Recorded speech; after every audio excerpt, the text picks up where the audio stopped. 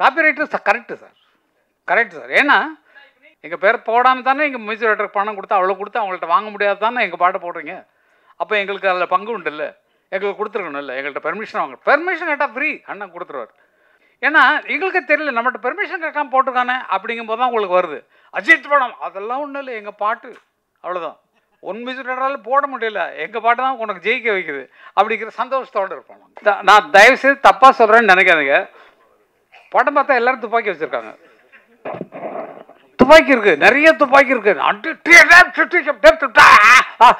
எங்கே நான் படம் ஃபுல்லாக பார்த்தா தான் என்னால் சொல்ல முடியும். ஒரு ரியல் எஸ்டேட் அது யாருக்கு நாங்கள் ஏன் ஹெல்ப் பண்ண, நீங்கள் உழைச்சி முன்னுக்குவாங்க. நீங்கள் யாரும் என்ன பண்ணுறீங்கன்னு கேட்குறீங்க, அதெல்லாம் இல்லை. ஏன்னா இப்போ கல்யாண மண்டபம் கட்டி வாடகை தான் விடுவான், நல்ல துட்டு கறந்துப்போம். என்ன இப்படி படம் எடுத்து வச்சுருக்கேன், என்ன இப்படி படம் எடுத்து வச்சுருக்கேன், போய் இந்த கதையை என்ன பண்ண போகிறானோன்ற பயத்தில் போடக்கூடாத சூழ்நிலைகள் அவருக்கு வரலாம். கொஞ்சம் பொறுங்க. ரைட், சரி வாங்க சார், நீங்கள் 2 வார்த்தை பேசணும் சார் ப்ளீஸ். இப்படி வெளியில் கொஞ்சம் பொறுங்க, நான் பேசுகிறத கேட்டிங்கன்னா உங்களுக்கு நிறைய பாயிண்ட்ஸ் கிடைக்கும். அது தனியாக பேசிக்குவோம். அதாவது அதுதான் நான் போய் ஆஃப் பண்ணேன். ஓகே விடுங்க, இது வந்து வேறு மாதிரி நிகழ்ச்சி. வேணாம் அதான். ஓகே சாரியா, நீங்கள் விட்டுருங்க சார், சின்ன சின்ன குற்றங்கள் வரும், அதை இல்லை அதை மன்னிக்கிறவன் தான் மனுஷன், புரிஞ்சுதுங்களா? இல்லை நான் சொல்கிறது என்னென்னா, நல்ல மாதிரி நடிச்சிட்டு இருக்கோம், உள்ளே எவ்வளோ அழுக்கு இருக்குது, அசிங்கம் இருக்குது, அதெல்லாம் சொல்கிறேம்மா வெளில. அதனால் உன்னை பார்த்தா எனக்கு டென்ஷன் ஆகுது, நீ வந்து கீழே நடந்துட்டு இருந்தீங்கன்னா எனக்கு வந்து மேலே பாட முடியல, அதனால விசுவாரன்னா நீங்கள் பார்த்து ரிச்சத்தில் நான் அவள் தான் கராட்டக்காரன். அவங்க 2 பேரும் டான்ஸர் வச்சாங்க, நாங்கள் ஒரு நாதஸ்வரமும் ஒரு நாட்டிய காரியம் வச்சாங்க. நான் 2 பேரும் நாதஸ்வரம் நாட்டிய ஃபோக் டான்ஸில் உள்ளவங்க அப்படின்னு சொல்லி தான் அந்த படத்தை எடுத்தோம்.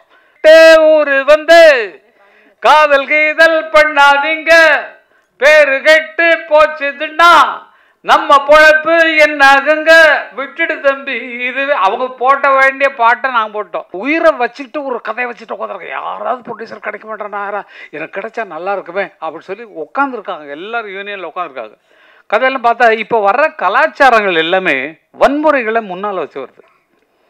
நீங்கள் அதெல்லாம் நல்லா கவனிக்கணும். பெரிய ஹீரோவாக இருக்கட்டும், கமலே இறங்கிட்டார், நல்ல நடிகர். விக்ரம் படம் பாருங்க, எத்தனை ஃபைட்டு, துப்பாக்கி எவ்வளவு துப்பாக்கி வெரைட்டியாக காட்டுறாரு. எந்த வருஷத்து துப்பாக்கி, இந்த ஆர்வி உதயகுமார் படங்கள்லேயே நான் பாட்டு இருக்கேன். மூக்கியற மூக்கா முட்டையுள்ள கேக்கா பாக்கி எதுவும் வைக்காம செத்து விடு ஷோக்கா கொண்ட மூடி காக்கா கண்ணு கொட்ட பாக்கா கண்ட உடனே கன்னி பையன் வீக்கா. இது மலையாள கப்பக்கிழங்கா இல்லை மயிலாப்பூர் வத்த குழம்பா. புதுசாக வரும் என் பையன்கிட்ட நான் சொல்லிட்டே, நீ உங்கள் அப்பங்கிறதுக்காக ஒரு பாட்டு மட்டும் என்னை வச்சுக்க, மற்றவங்க உனக்கு யார் பிடிக்கிறாங்களோ அவங்களுக்கு பாட்டு இல்லை. இப்போ அவங்க படத்தில் கோட்டில் ஒரு பாட்டு என்ன, ஸ்விங்கி, சச்சு, வச்சு அதை அந்த மாதிரி, மூக்க, ராக்கு, ராமாயிங்கிற மாதிரி வெஸ்டர்னில் போட்டான். மற்றவங்களுக்கு வேறு இருக்கு. இப்போ என்னெல்லாம் விட்டிங்கன்னா, இப்போ நைட்டு அவங்க கூட பார்ட்டிக்கு போய்ட்டு அப்படியே போய்ட்டு வரணும். பார்ட்டினா நான் வந்து சாப்பிடல, அது உண்மையிலே ரெக்கார்ட் பண்ணிக்கிறேன். அவங்கள மாதிரி நான் சாப்பிட்றதில்ல. இல்லை, அவங்க சாப்பிட்டுட்டு சாப்பிடுவாங்க, நான் சாப்பிடுவேன், அவ்வளோதான். நீங்களே ஆயிடுவீங்க 2 மச்சான் இன்னொன்று சொல்கிறியா, எனக்கு ஒன்று சொல்கிறியா, இன்னும் ஒன்று கொடுத்துடலாமேடா, இன்னொன்று இல்லைடா இவன் இப்படியே ஃபுல்லாக விட்டுட்டு நான் இதுக்கு மேலாம் அடிச்சிருக்கேன்டா முக்கால் நீ சும்மாறா, நான் இருக்கிற கஷ்டத்துக்கு சொல்லிடுறாரு. சரி அதுக்கு ஆழாதுடா, நீ இவரை அழுத சொல்லி ஆறுதல் சொல்கிற மாதிரி ஆகிடுவோம் நம்ம. Copyright correct sir, correct sir. ஏன்னா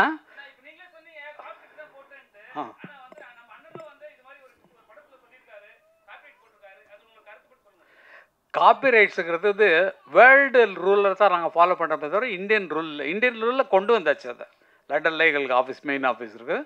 உலகம் ஃபுல்லாக என்ன ஒருன்னா, மைக்கேல் ஜாக்சன் அவர் மியூசிக் பண்ணி அவர் பாட்டு எழுதி அவர் நடிக்கிறார் இல்லைங்களா, அவர் கொண்டு வந்த திட்டம் தான் கொண்டு வந்தது. அது எல்லாருக்கும் அப்படி பரவிடுச்சு. காரணம் என்னென்னா, நம்மளுடைய படைப்பு. இப்போ வந்து கதாசிரியருக்கு கதையில் உரிமை உண்டு, எத்தனை லாங்குவேஜ் மாற்றினாலும் அவங்களுக்கு உரிமை உண்டு, பாட்டுக்கும் அவங்களுக்கும் சம்மந்தம் இல்லை. ஏன்னா தனி கிரியேஷன், தனி உங்கள் பாட்டை படத்துக்கு ஒட்டாமல் ஒரு மியூசிக் டைரக்டர் போட்டு நீங்கள் வந்து அவங்கள்ட்ட பாட்டு வாங்குறீங்க. உங்கள் படத்துக்கே போட்ட ஸ்பெஷல் சாங்கு, அதுக்கு பாட்டு எழுதுனவர் ஒருத்தர், அவருக்கு 2 பேர் தான் க்ரியேட் பண்ணுறவங்க.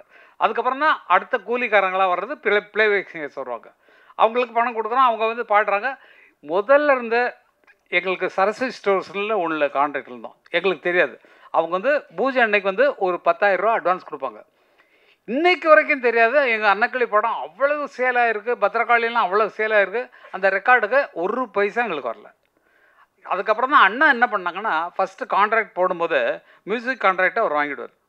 தட் இஸ் பணத்தை எவ்வளோ நாள் கம்மி பண்ணிக்கோ, எனக்கு இந்த மியூசிக் ரைட்ஸ் எங்கிட்ட தான் இருக்கும் லைஃப் லாங். ஏன்னா எங்கள் அண்ணனோட லைப்ரரியில் அது வந்துடும், என்னோடய பாட்டுகள் எல்லாமே அது வந்துடும். அப்போது ஒரு தடவை கச்சேரியில் நான் சொல்லி திட்டினதுக்கப்புறம் தான் கச்சேரி ஆட்களை ஃப்ரீயாக பாட சொன்னார். பாலுவை திட்டினேன் இல்லையா, அதுக்கு நான் சத்தம் போட்டேன். அவர் உனக்கு தேவையா நான் ஆய்வுன்னு கத்தினேன். அதில் வந்து கொஞ்சம் சண்டையெல்லாம் வந்துச்சு.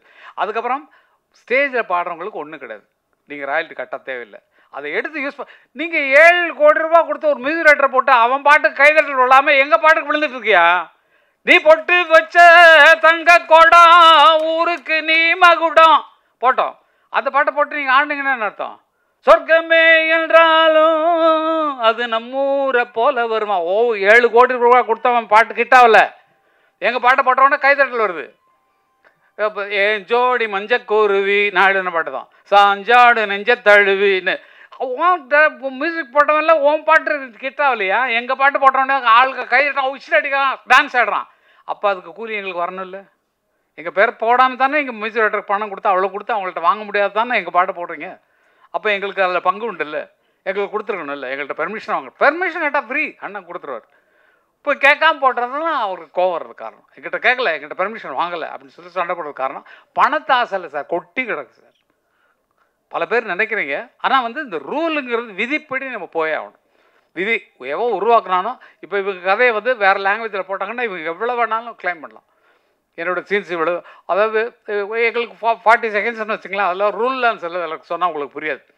அந்த மாதிரி அவங்க கதையின் மெயின் கதையை எடுத்து வேறு கதை பண்ணாலும், இது நம்ம கதையில் ரெஸ்பான்ஸ் பண்ண கூப்பிட்றாவன அப்படின்னு சொல்லி கூப்பிட்டு நம்ம வாங்கிக்கிறதுலாம் ரைட்ஸ் உண்டு.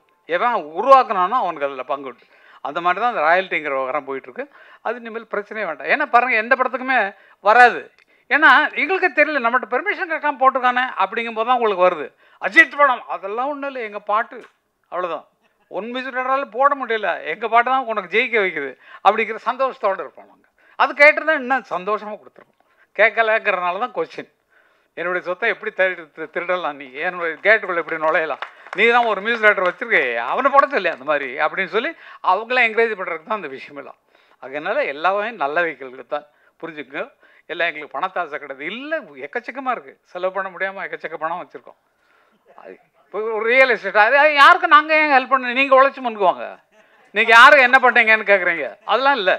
ஏன்னா இப்போ கல்யாண மண்டபம் கட்டி வாடகை தான் விடுவோம், நல்ல துட்டு உட்காந்துப்போம். எதுக்கு இது? அடுத்த பிஸ்னஸ்ஸு நமக்கு வரக்கூடிய அடுத்த சந்ததிகளுக்கு சேர்த்து வைக்க தான் அப்பங்காரம் இருக்கான். அதனால் சேர்த்து வச்சதெல்லாம் அடுத்த குழந்தைங்களுக்கு, பேரன் பேத்திகளுக்கு, அந்த அண்ணன் பிள்ளைங்களுக்கு, தம்பி பிள்ளைங்களுக்கு, அக்கா பிள்ளைங்களுக்கு, இவங்களுக்கு கொடுக்கத்தான் எங்களுக்கு. அதுக்கு தான் சம்பாதிக்கணும், அவங்களும் நல்லா இருக்கணும் எங்களை மாதிரின்னு. அதனால் ஒவ்வொருத்தரும் அப்படி வாழுங்க. மற்றவங்களுக்கு தான தர்மம் பண்ணுறோம் அதெல்லாம் சொல்ல தேவையில்லை. தான தர்மம் பண்ணுங்க, மற்ற கஷ்டப்படுறவங்களுக்கு கொடுங்க, ஃப்ரீயாக கொடுங்க, மனசார இருக்கு. ஆனால் நீங்கள் சம்பாதிக்கிறது உங்கள் குழந்தைகள் பின்னால் வர்றவங்க கஷ்டப்படக்கூடாதுங்கிறதுக்காக சேர்த்து வைங்க. இதுதான் எனக்கு, நாங்கள் சம்பாதிச்சதை நாங்கள் இப்போ என்ன பண்ணிகிட்ருக்கோமோ அதை உங்களுக்கு சொல்கிறோம். நீங்கள் அதே மாதிரி இருங்க, சந்தோஷமாக இருங்க. இன்றைக்கி நல்லா இருக்கிறீங்க, நாளைக்கு நல்லா இருக்க போகிறீங்க. இனிமேல் வருங்காலத்தில் இன்னும் உயர்ந்து நீங்கள் வாழ்வீங்க. உங்கள் எண்ணத்தை ஸ்திரப்படுத்துங்க. நம்ம என்ன ஒரே நோக்கத்தில் இருக்கணும், நான் டைரக்டர் தான், நான் ஃபிலிம் டைரக்டர் தான் வரப்போம், இல்லைப்பா நான் நடிகராக தான் வரப்போகிறேன், ஏன்னா அதில் எய்மாக இருக்கேன். அந்த கனவு தான் உங்களை மேலே கொண்டு போவேன் தவிர 10 பக்கம் திங்க் பண்ணிங்கன்னா வராது. மியூசிக் கிடைச்சா பண்ணலாமே, பாட்டு எழுத சொன்னால் எழுதலாமே, அப்படி வச்சுக்கூடாது என்ன மாதிரி. ஆனால் எல்லாத்துலேயும் நான் ஜெயிச்சிட்டேன், எல்லாத்துலேயும் பாட்டு எழுதுறதுலையும் ஜெயிச்சிருக்கேன். எல்லா பாட்டும் என்ன பாட்டெல்லாம் சொன்னேன்னா அது எக்கச்சக்கமாக இருக்குது. அந்த மாதிரி அதுலேயும் ஜெயிச்சிருக்கேன். மியூசிக் டைரக்ஷனில் 168 படம் பண்ணிருக்கேன். அது 2000 பாட்டு வரைக்கும் எழுதியிருக்கிறேன் நிறையா. எல்லாத்துலேயும் ஜெயிச்சது கடவுளுடைய செயல். என் நோக்கம் வந்து எந்த வேலை கிடைச்சா, இப்போ நீங்கள் ஒரு வேலைக்கு விட்டீங்கன்னா நான் வந்துடுவேன். நான் அந்த மாதிரி வேலை வேணும். அதனால் அந்த மாதிரி வளர்ந்தவங்க நாங்கள். நீங்களும் உங்கள் மனசையும் மாற்றிக்கொண்டு நல்லவைகளே நிலைங்க, நல்ல இது நோக்கியே பயணப்படுகள். நடக்கிறது எல்லாமே நல்லா நடக்கும். உங்கள் ஐடியா பிரமாதமாக இருக்குது. நான் சொன்னதை மனசில் ஏற்றுக்கொண்டு டைரக்டர் யூனியன்லேருந்து டைரக்டர் பிடிங்க, எல்லாம் உங்களுக்கு ஃப்ரீயாக பண்ணி தரதுக்கு நாங்கள் இருக்கோம். எல்லாம் பார்த்துக்கலாம், சீக்கிரமாக பண்ணலாம். Thank you sir. நன்றி எல்லாருக்கும் நன்றிங்க, ரொம்ப நன்றி.